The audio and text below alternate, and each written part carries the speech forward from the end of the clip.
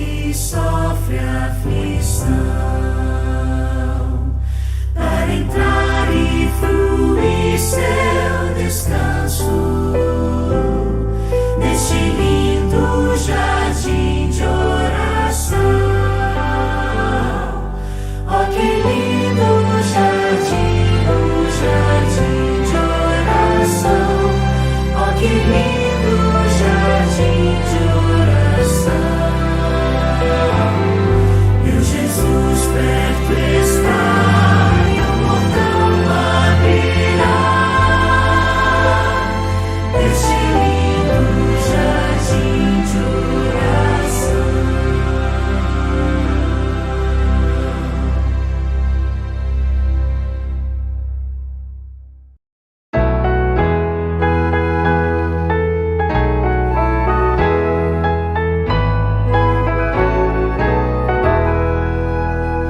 Vida tens em olhar a Jesus Salvador. Ele diz: vida eterna te dou. Pois então, pecador, considere esse amor. Vê Jesus que na cruz expirou. Viverás. Vida tens em olhar a Jesus Salvador. Ele diz: vida em mim acharás. Vida tens em olhar a Jesus Salvador, pois o seu grande amor já provou. Com seu sangue na cruz e sofrendo em dor, tua falta também já pagou. Viverás. Vida tens em olhar a Jesus Salvador. Ele diz: vida em mim acharás. Vida tens em olhar a Jesus Salvador. Já por ti ele tudo sofreu. Com o amor dá perdão ao maior transgressor. Vê Jesus que por ti padeceu. Viverás. Vida tens em olhar a Jesus Salvador. Ele diz: vida em mim acharás.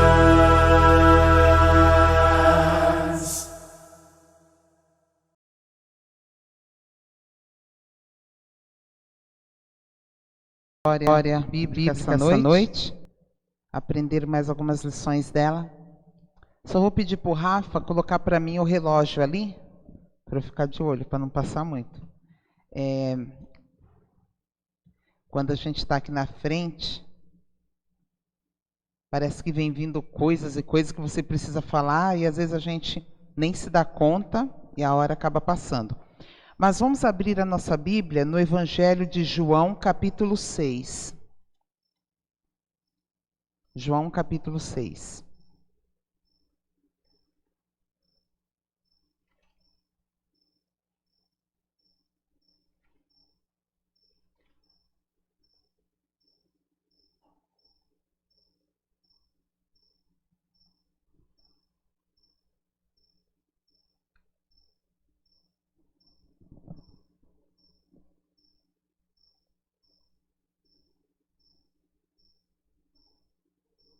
João 6, aberta a Bíblia, feche os olhos.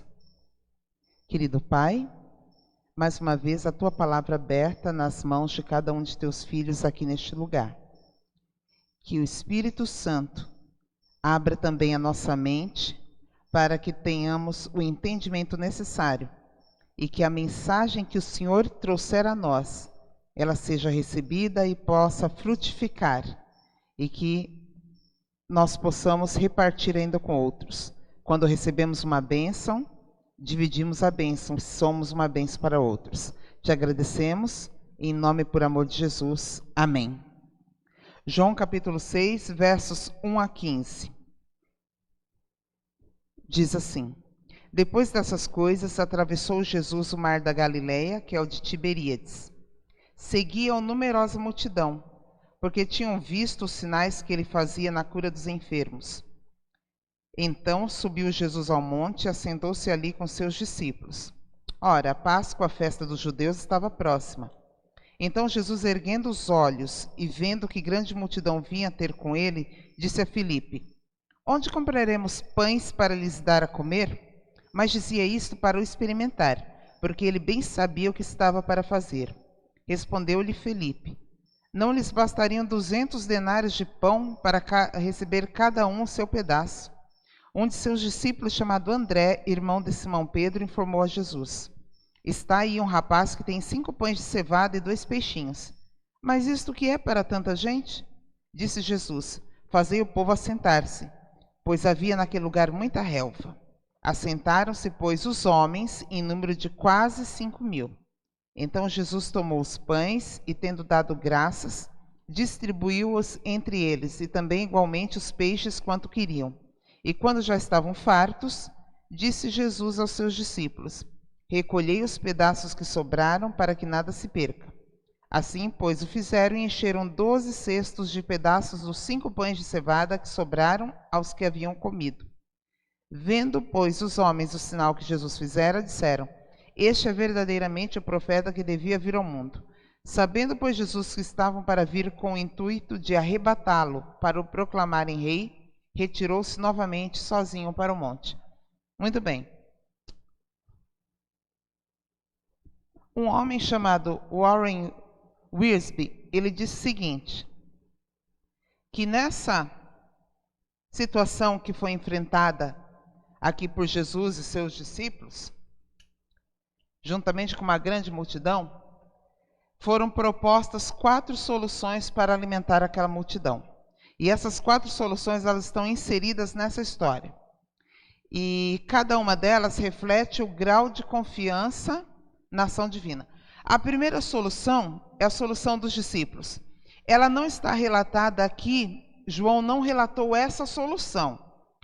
Mas, por exemplo, o Evangelho de Marcos, o Evangelho de Mateus, Marcos e Lucas também contam. Cada evangelho conta essa situação aqui.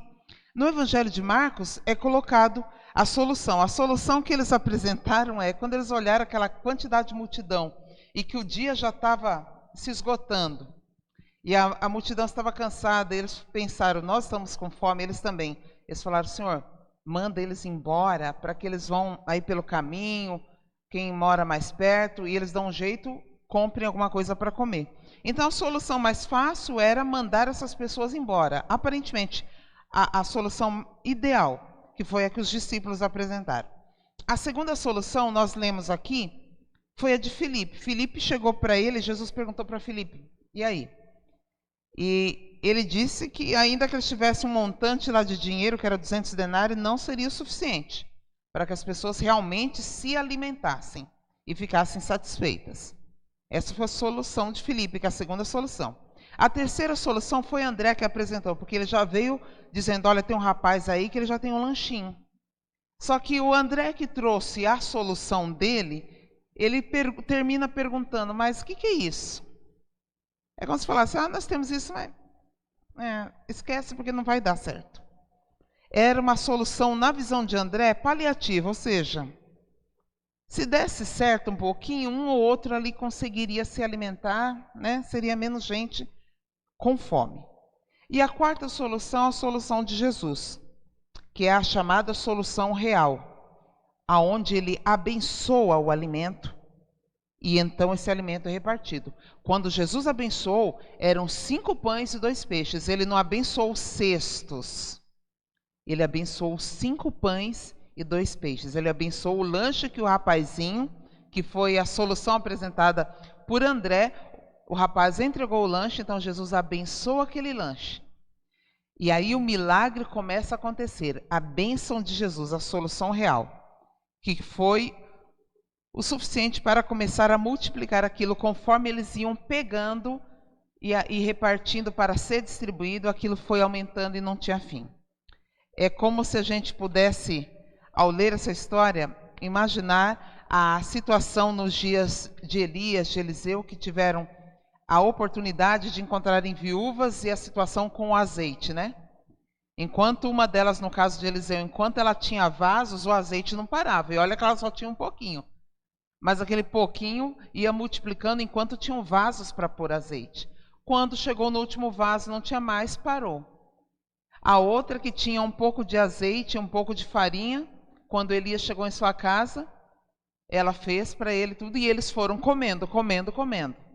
E a promessa era que eles teriam, ela teria aquele suprimento, não faltaria o azeite e a farinha na sua casa até que o Senhor mandasse chuva novamente e as coisas crescessem e frutificassem. Então, assim, a gente percebe que sempre, em toda e qualquer situação, até mesmo naquilo que foi apresentado aqui nessa noite, ou aquilo que ficou no seu coração, você apresentou somente a Deus, aquilo que a gente aos domingos apresenta, que estão nas caixinhas, que ninguém tem acesso, somente você e Deus sabem o que você colocou naquele papel, é algo muito íntimo, muito pessoal, está ali, só sai dali para ser queimado. Então é você e Deus que sabem o que está ali. A gente percebe que em toda e qualquer situação, a única solução é Jesus. Ele sempre será a resposta para qualquer pergunta. Ele sempre será a solução para qualquer dificuldade, para qualquer limitação, para qualquer problema. Quando nós vemos a questão dessa multidão que estava ali, Jesus ele se compadeceu dela, porque para ele seria difícil, ao tentar e voltar para casa, será que eles estavam preparados? Às vezes a gente vem, muitas vezes você vem à igreja, principalmente quem vem a pé, a gente não sai carregando dinheiro. Você traz a sua oferta, mas você não fica carregando dinheiro. Porque você pensa, eu vou para a igreja, é ali perto de casa, eu vou e volto. Então não há necessidade. Ou se você vem com um ônibus, o que você provavelmente pode trazer, se não trouxer o dinheiro, será o seu cartão, transporte. A gente não vai ficar toda hora carregando. Mesmo se você vai para o trabalho, se você leva o seu alimento para comer, não é todo dia que você vai ficar carregando dinheiro com você. Então assim, aquela multidão, com certeza, eles não foram preparados para ficar aquele tempo todo que eles ficaram. Eles pensaram, vai ser algo rápido e a gente vai voltar. Então, eles não foram preparados para isso. Aqui, embora isso, a sua compaixão, a multidão que seguia Jesus, seguia porque estava interessada nos milagres. Aqui mesmo, quando a gente começou a ler, no segundo verso, diz que seguia numerosa multidão porque tinham visto os sinais que ele fazia. Então, muita gente que estava lá, estava seguindo Jesus por causa que queria obter alguma coisa. Ah, se aquele fulano, aquela fulana conseguiu, eu também quero. Mas não era por Jesus. Muitas vezes a gente segue a Jesus, a gente tenta seguir as orientações de Deus, mas é em busca de algum benefício. Senhor, eu vou fazer isso, é a barganha. Eu vou fazer isso, mas eu preciso disso aqui em troca. Entenda que Deus não é Deus de barganha. E nós precisamos segui-lo, mesmo que, como disse Abacuque, ainda que a figueira não floresça, ainda que não tenha o fruto na vide, ainda que não haja os animais ali, não estejam bem no curral, não tenha nada ali. Você tem apenas um curral, não tem animais, não tem nada. Ainda que a sua situação seja essa, mas que seja a sua sinceridade de coração, a sua certeza da tua dependência de Deus que te faça seguir a Ele. Não fique pensando, não fiquemos pensando o que nós vamos ganhar com isso. A princípio os discípulos voltam e meia falavam para o Senhor, nós deixamos tudo, o que a gente vai ganhar com isso? E quando eles fizeram essa pergunta, e tempos depois, anos depois, quando o tempo passou, que muitas vezes eles estavam ali com a espada no pescoço, com uma lança, ou sendo cerrado ao meio, ou sendo repartido pelos cavalos, cada animal para um lado, cada discípulo foi morto de uma maneira horrorosa, ou sendo exilado numa ilha, eu imagino que quando eles voltavam a sua mente para trás, quando eles falaram algumas coisas, eles sentiam até vergonha do que eles tinham falado para Jesus. Porque agora eles viam o custo de ser um discípulo. E estavam felizes. Eles eram felizes, mesmo sabendo que estavam à morte. Mas eles eram felizes, porque eles haviam achado o seu maior tesouro. E era muito mais do que o que eu ganho com isso. Todos nós sabemos que nós teremos uma recompensa. A gente sabe que Ele vai trazer uma recompensa para os seus filhos quando vier buscar. Mas isso é independente de uma coisa ou de outra. Ele quer dar. Ele quer dar. Isso. E Ele está fazendo isso, Ele está ensinando seus filhos a caminhar com Ele. Mas isso partiu do coração amoroso de um pai. Não foi algo que eu consegui pelos meus próprios méritos. Então precisamos ter cuidado. E essa multidão que estava ali, ela estava tentando conseguir as coisas pelos seus próprios méritos. Aqui diz que a multidão que seguia Jesus, a julgar por sua atitude no transcorrer da narrativa, aparentemente era do tipo descrito num capítulo aqui 2:23, em uma situação em Jerusalém. Eles ficaram impressionados com os sinais que viram, mas seguiam a Jesus somente de maneira superficial, por não atinarem com o sentido ulterior dos sinais. Ou seja, era superficial o que eles estavam fazendo. Era uma grande multidão seguindo, mas na hora que foi para condenar a ele, também tinha uma grande multidão. E entre eles estava muita gente que foi alvo dos milagres. Estava ali agora pedindo a crucificação dele. Então eles não tinham um alicerce. O que mais que nós podemos tirar aqui? Essas ovelhas, diz que ele se compadeceu delas porque eram ovelhas que não têm um pastor. E Jesus, ele é o bom pastor. Ele não pode ver uma ovelha sozinha, que ele ali não fica tentando achar quem é o dono da ovelha. Ele traz a ovelha para si e ele toma a responsabilidade de cuidar dela. Ele fala, não, vou lá buscar. Aconteceu uma coisa interessante ontem. E ontem eu fiquei pensando, é assim que somem as crianças. Eu tinha saído do serviço e passei aqui no mercado, aqui no Golfe. E tinha um misto ali de pessoas, tinham muitos ali com o seu espanhol, seu castelhano ali, a gente percebia que provavelmente deviam ser venezuelanos, tinham pessoas, né? Eu acredito que muitos eram venezuelanos. Tinha várias pessoas ali assim, falando. E eu olhei para a direção do açougue ali, porque tinham as coisas, as verduras ali perto, e eu vi uma menininha, mas era um toquinho de gente. Me chamou a atenção porque era muito baixinha, muito pequenininha, miudinha mesmo. E ela fazendo uma bagunça lá tal, e estava com uma turma. Daqui a pouco eu estou lá mexendo em algumas coisas e eu vejo aquela menina andando sozinha. E eu não prestei atenção em quem estava cuidando dela. Só vi aquela menina para lá, para cá no mercado. Aí ela me viu, dela apontava para as coisas, ficava querendo pegar. Aí eu olhei para ela e falei, onde você pensa que você vai? E comecei a chamar a atenção dela.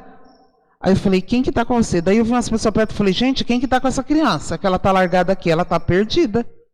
E ela olhava. Eu falei, dá a mão pra tia. Daí catei ela, mas comecei a andar para lá. Falei, vou lá pro açougue. E andando para lá, andando para cá. Aí uma mulher pensou até que eu ia pegar a carne. Ela falou, não, tem que ter assim. Eu falei, não, estou caçando que é a família aqui. Aí que eles foram entender. E aí veio uma mulher e pegou. Eu falei, ela está perdida, para ela ir para a rua. Então assim, eu quando vi essa menina e vi isso aqui, ovelha sem pastor. Para aquela criança sair para a rua e ser atropelada ou ser roubada, quando uma ovelha, quando você e eu estamos largados pela vida sem a direção de Deus, qualquer um pode vir nos pegar pela mão e nos arrastar para qualquer doutrina. Muitas vezes a gente se pergunta, mas aquela pessoa estava entre nós e hoje ela está naquela igreja, está naquela filha de Babilônia, mas ela estava aqui na verdade. E como é que ela abandonou tudo e foi para lá? Uma ovelha sem pastor. Qualquer doutrina leva, até mesmo que seja algo errado. Então, quando alguém está sozinho, se torna uma vítima em potencial de Satanás. Quando Eva ficou sozinha, sem o seu parceiro ali do lado, seu companheiro, ela se tornou alvo fácil para ser enganada pela serpente. E não estou falando do animalzinho, eu estou falando da verdadeira serpente que estava por trás do animal. Satanás. Ela estava sozinha. Sozinha ela não conseguia raciocinar. Vou pegar esse outro. Sozinha ela não conseguia raciocinar. Liga o azul para mim. Isso, obrigada. Então nós precisamos ter muito cuidado, porque quando nós estamos sozinhos, não conseguimos raciocinar. E somos enganados. Por isso que o nosso pastor, quando ele nos vê abandonados, ele corre atrás de nós e fala, opa, o que você está fazendo aqui? Está perdido, vem comigo. Porque essa é a missão de Jesus como bom pastor, trazer as suas ovelhas, agregá-las. E ele vai usar você como cajado dele para trazer essas ovelhas. Ele poderia fazer isso? Poderia. Ele tem todo o poder para isso. Mas ele quer que você seja um instrumento nas mãos dele para ele trazer essas ovelhas novamente para o seu redil. Aqui diz que declinava a tarde, lugar deserto, avançada a hora. Independente das múltiplas intenções daquela multidão em seguir a Jesus, ainda assim ele manifestou a compaixão e supriu as necessidades básicas. Jesus é aquele que falou que o Pai dele dá o sol e a chuva para bons e maus. Porque essa é a essência do Pai.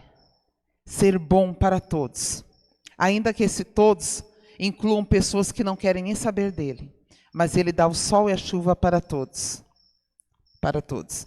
E se esse alguém que não quer saber dele, se voltar para ele, vai receber muito mais. Está perdendo tempo, porque pode receber muito mais.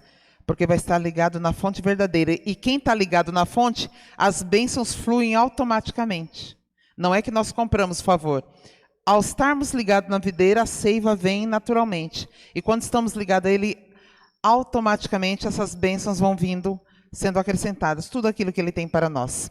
A missão de Jesus Cristo, humanamente falando,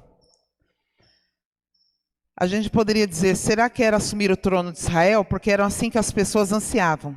Até mesmo os líderes religiosos teriam apoiado Jesus. Se Jesus quisesse assumir o trono de Israel e banir Roma, ele teria apoio até mesmo dos líderes, porque os líderes viam que ele era popular e eles almejavam obter favores. Então eles fariam de tudo para se libertar do jugo romano, usando a Jesus. E ali, como diz, Jesus agora teria que fazer por eles também. Então ele teria o apoio humano. Mas essa não era a intenção de Jesus. Ele disse, o meu reino não é deste mundo. Outra coisa que ele disse, o Filho do Homem veio buscar e salvar o perdido, o homem na sua condição miserável. Ele também falou, está escrito sobre o Filho do Homem que sofrerá muito e será aviltado. Outra coisa, ensinava seus discípulos e dizia, o Filho do Homem será entregue nas mãos dos homens e o matarão, mas 3 dias depois de sua morte ressuscitará. Todas as profecias messiânicas, inclusive em Isaías 53:10, elas diziam que o Senhor daria a sua alma como oferta pelo pecado. Por isso que ele não se deixava coroar rei. Às vezes a gente pensa, mas por que ele poderia ter feito muito por aquele povo? Afinal, o último rei descendente de Davi que eles tiveram foi ali no período babilônico, foi Zedequias.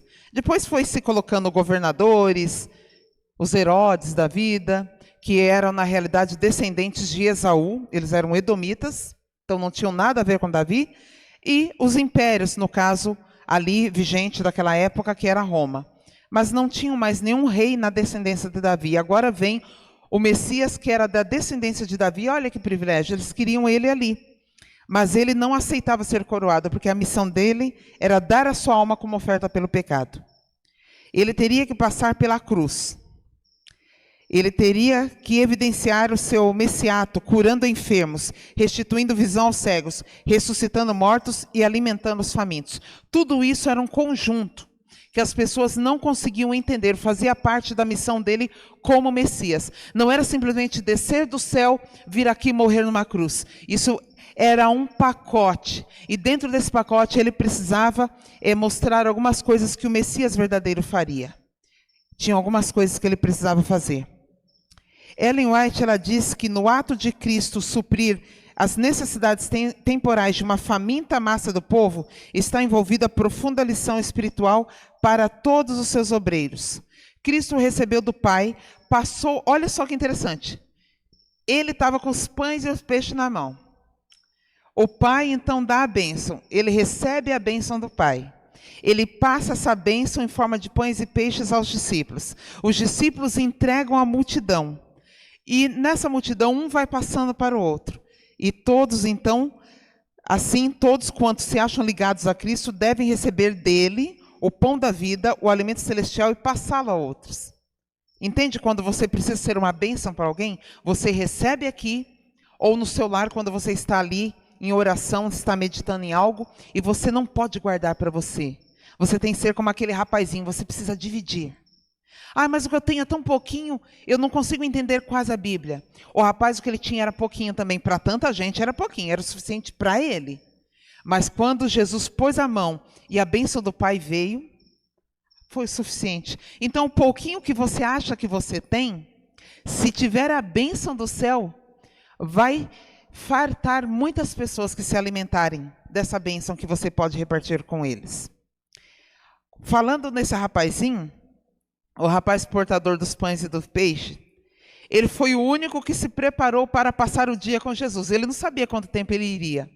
Mas com certeza por trás tinha uma mãe zelosa que falou, não.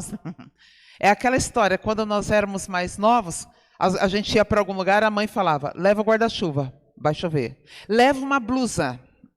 A gente não queria meio na marra, né? Mas falava, leva uma blusa, leva um guarda-chuva. E se você, mas esse aqui é muito grande. Ela comprava um pequenininho para você pôr dentro da bolsa. Mas que você ia levar, você ia.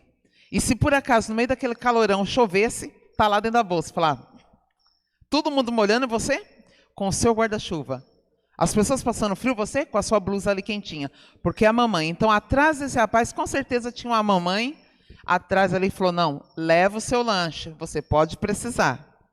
Então, a gente sabe que sempre tem alguém por trás, né? Auxiliando. Essa é a função do pai e da mãe aqui na terra. Estar por trás, nos bastidores, vendo o filho vencendo, alcançando degraus, mas por trás ali, dando aquela ajeitada, né? Para que tudo dê certo. Aquele rapaz não estava seguindo a Jesus somente por causa do alimento, porque ele se preparou para passar tempo com Jesus. Ele levou até um lanche, para não ter que correr o risco de voltar para casa para comer. Ele pensou, eu vou passar o tempo que eu puder e vou levar algo para eu comer ali mesmo. Ele não se opôs a que seu alimento fosse compartilhado. Ele poderia falar, não, eu trouxe para mim. Não, é meu. Não, ele entregou. Tendo em vista que ele era o único com o cestinho de alimento, é possível que Jesus tenha multiplicado também o cesto. Porque, na realidade, eles estavam num lugar que eles não tinham cestos. E, de repente, se encontra 12 cestos de sobra de pães. Então, tudo foi multiplicado ali. Porque era o suficiente para armazenar essas sobras. Se não fosse assim, o fato de não ter sido relatado pelos evangelistas, deveu ser você veja que os evangelistas eles tiveram cuidado de dizer até mesmo dos cestos. Então era algo também que fazia parte do milagre. Esse rapaz não levou assim na mão o peixinho ou o pão. Ele precisava de alguma vasilha para estar armazenado, porque eram 5 pães e 2 peixes. Não era uma coisinha que se leva na mão, simplesmente. Então ele precisava de algo para armazenar aquilo. E aqui eles colocam alguns fatos interessantes. 12 são os patriarcas, 12 são os discípulos, 12 são as portas de Jerusalém, 12 são as tribos simbólicas de Israel, de onde sairão 144.000 servos de Deus que vencerão os apelos da besta na crise final. Olha que interessante, quando você lê Apocalipse tem muito 12 ali também, tem o 7, mas também tem o 12. E em várias situações que Jesus passou também encontra-se o número 12. Esse episódio encerra outra lição objetiva para nós que nos deparamos com muita dificuldade ao longo de nossa peregrinação neste mundo. Com frequência, tentamos solucionar os problemas de escassez da mesma maneira que os discípulos, quando faltou alimento. A gente tenta resolver as situações da mesma maneira, mandando embora, não dá não. Aqui nos diz Ellen White, os meios de que dispomos talvez não pareçam suficientes para a obra. Eu tenho tão pouco. Mas se avançarmos com fé, crendo no todo suficiente poder de Deus, abundantes recursos se nos oferecerão. Se a obra de Deus, Ele próprio proverá os meios para sua realização. Recompensará a sincera e simples confiança nele. O pouco que é sábia e economicamente empregado no serviço do Senhor do céu, aumentará no próprio ato de ser comunicado. Nas mãos de Cristo permaneceu sem minguar a escassa provisão até que todos se saciassem. Quando ofereceu o cesto de alimentos a Jesus, aquele rapaz entregou tudo o que ele tinha. É uma demonstração de fé, embora não pareça para muitos. Ele deu a sua provisão, a sua confiança e o seu amor. Tudo isso estava ali, ofertado a Jesus. E a mensagem daquela entrega era, a oferta sou eu, porque o rapaz se entregou a ele. Quando você está disposto a entregar o que você é E o que você tem nas mãos de Deus, você também está dizendo: Senhor, a oferta sou eu. Eu me lembro, e é com isso que eu quero encerrar aqui, me veio agora na mente, eu não estava, nem lembrava mais dessa história, mas veio à mente essa história que eu li naqueles livretinhos da publicadora, eu não sei se é, acho que é o Histórias que a gente gosta, uma coisa assim. Conta-se de um índio americano, e quando a gente era criança a gente via muitos assistiram aqueles filmes, né? Alguns cowboys e os índios.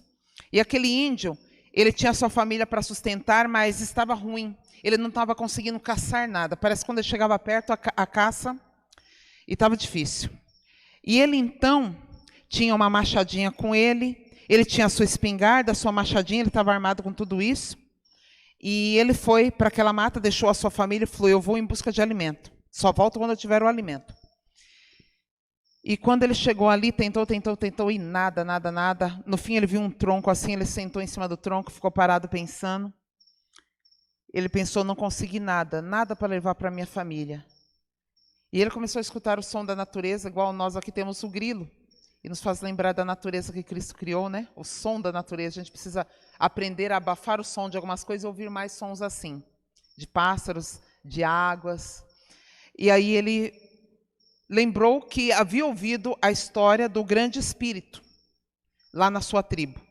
E então ele pensou: será que o grande espírito vai me ouvir? E ali sentado naquele tronco ele falou: grande espírito, porque ele não conhecia a Deus, ele conhecia como o grande espírito, era Deus para ele. Ele falou assim: o que eu tenho a ofertar para ele? Então ele pegou a sua machadinha e colocou ali, falou: grande espírito, aqui está a minha machadinha. Me ajuda a conseguir uma comida para minha família. Esperou, nada. Aí ele pensou: machadinha é pouco. Pegou sua espingarda, colocou ali. Grande espírito, eu sei que era pouco. Aqui está a minha machadinha mais a minha espingarda. Ajuda o índio a conseguir alimento para a sua família. Esperou, nada. E ele ficou muito triste. Ele falou: não tem mais nada a ofertar. Então ele parou, e ele então deitou naquele tronco e falou: grande espírito, aqui está o índio, eu me ofereço a ti, apenas manda uma caça para que eu possa alimentar a minha família, mas eu sou teu. E naquele momento, uma caça passou ele e conseguiu levar o alimento, porque ele entendeu que ele era oferta, que na visão dele, o grande espírito, Deus queria ele, não queria uma machadinha, não queria uma espingarda, queria ele. E assim acontece conosco, queridos. Deus, Ele não está interessado nas suas posses aqui na terra. Ele está interessado em você. E se você, movido por Ele, puder abrir mão de algumas coisas para que essa mensagem seja propagada, Ele vai ficar muito feliz. Porque você terá compreendido então que Ele é o doador de tudo que você é, de tudo que você tem. Que Deus continue movendo os nossos corações, os corações dessa igreja, tanto dos que estão presentes como aqueles que estão em casa, ou talvez em algum outro lugar. Que Deus mova esses corações, para que a gente, por fim, compreenda que o que o nosso Deus quer é cada um de nós, que nós sejamos a oferta, e que tudo aquilo que tivermos em nossas mãos seja empregado no avanço do Evangelho, à medida que Ele for nos comunicando a necessidade de se desfazer de algumas coisas. Porque no fim, quando chegar o momento de nós deixarmos este mundo, não levaremos nada mais conosco. Mas em cada momento Ele estará falando conosco. Se você estiver ligado a Ele, Ele vai te avisar o momento certo que você poderá fazer algo a mais a Ele. Amém? Vamos colocar em pé para cantar o último hino, 353. É prazer servir a Cristo.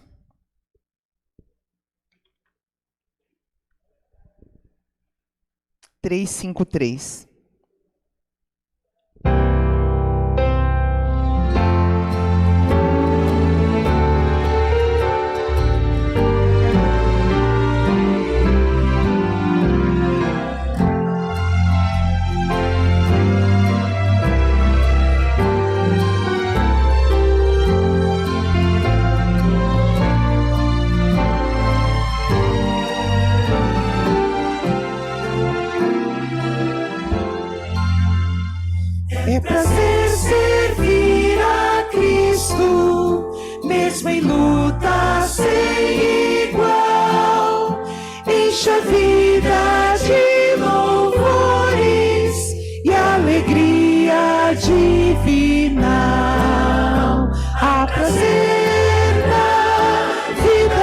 Jesus, e afasta o coração do mal.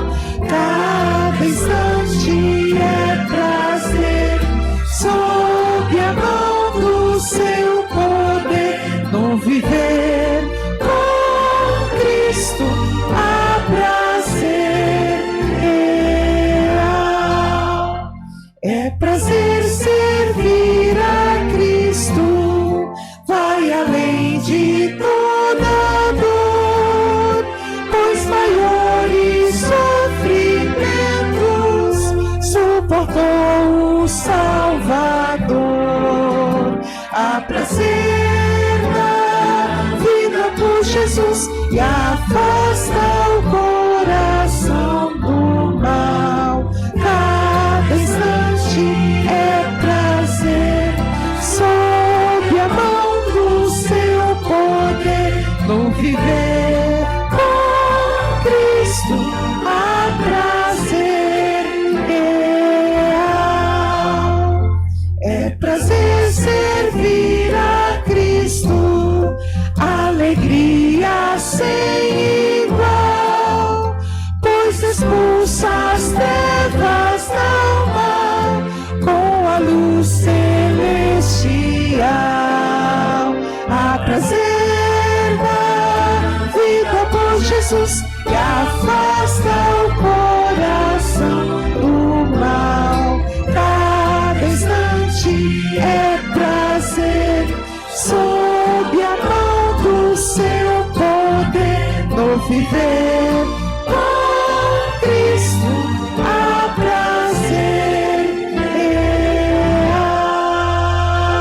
real. Amém. Querido Pai que estás nos céus, aqui estão os teus filhos e filhas, que cada um aqui esteja sentindo dentro de si o prazer de te servir. Que a cada dia, por onde nós caminharmos, nos lugares por onde te precisarmos passar, que as pessoas que entrarem em contato conosco, elas possam sentir uma atmosfera diferente. Elas possam perceber que nós estamos andando contigo. E que elas sintam o desejo de estar nos acompanhando nesta jornada rumo ao céu. Esse caminho é para todos, todos os que quiserem passar, ainda que ele seja estreito e cada vez vá afunilando, ainda assim é o caminho, o único caminho por onde todo aquele que realmente aceitar a Cristo pode passar. Obrigado, Senhor, porque em meio às dificuldades, o Senhor tem mostrado que é a única solução para tudo aquilo que nós enfrentamos.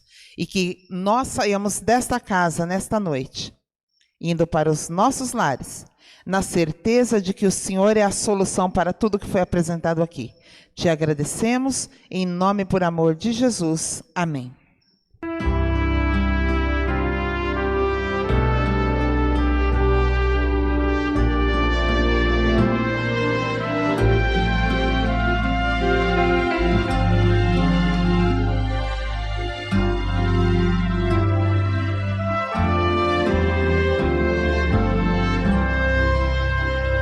Que Deus te abençoe, que Deus te ilumine, no amor te promova, na fé te conduza. Que Deus te abençoe, que Deus te proteja, na senda dirija